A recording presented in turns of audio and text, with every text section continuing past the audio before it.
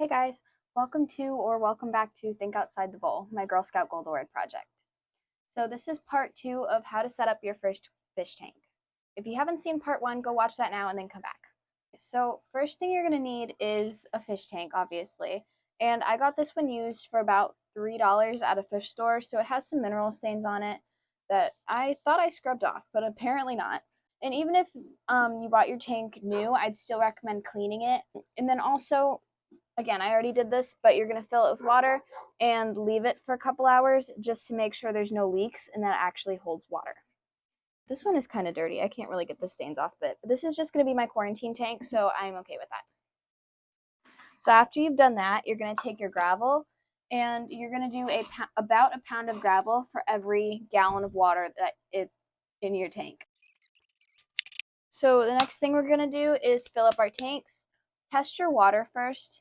You can get these little test strips and like from pet stores and stuff, and just do a little water test. Make sure your water is fish safe. I actually fill my tanks with hose water because I've done water tests and our hose water is safe because we have treated water. So I'm just gonna fill this up with hose water.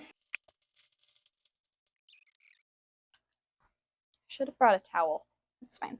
I'll clean it up later. The third thing we're going to use is your live plants.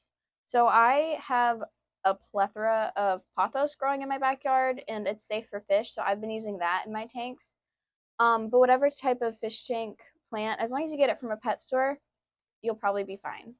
If you're setting up a betta fish tank, you're going to want a lot more plants, or if you're doing goldfish, you're going to want less. So again, talk to a pet store employee about whatever type of fish you're buying and make sure your tank setup is going to be right for that fish. The fourth thing we're going to be doing is setting up our filter. So I always size up in filters because you cannot overfilter your water as long as the current isn't too strong for your fish. I like the Tetras filters a lot, the Tetra Whispers. I think they work really well, and they're a lot quieter than some of my other filters. So before you put your filter in, I forgot to do this before, so I'm going to go rinse this out. So you're going to rinse it really good just to make sure that there are no chemicals or anything. I'm going to go rinse this real quick. So I just rinsed this off, and don't use dish soap or anything. Just give it a rinse with water. I'm just going to drop that in. I'm going to put it on the side, I think. No, I'm going to put it here. So now that you've got your filter, just hold on, I got to make sure there's no water on the plug. I don't want to electrocute myself. And there we are. The next thing is a fish tank light. I actually wasn't planning on setting up a little tank, until like yesterday. So all I have is a desk lamp, but those work great for temporary lights as long as they are LED. Desk lamps are a really good affordable option compared to lights or like normal tank lights. So number 6 is your air stone, 7 is your tubing, and 8 is going to be your air pump. There we go. Done is better than perfect. So 9 is going to be aquarium salt, and you might be like, what are you doing? This is a freshwater tank, isn't it? Yes, it is. I always put aquarium salt in. I highly recommend it. It helps fight bacteria, and it's not going to hurt your fish or anything. It's actually really good for your fish, and it helps keep your fish healthy. It's just all around a great thing to have on hand. So number 10 is going to be Fin and Body Care.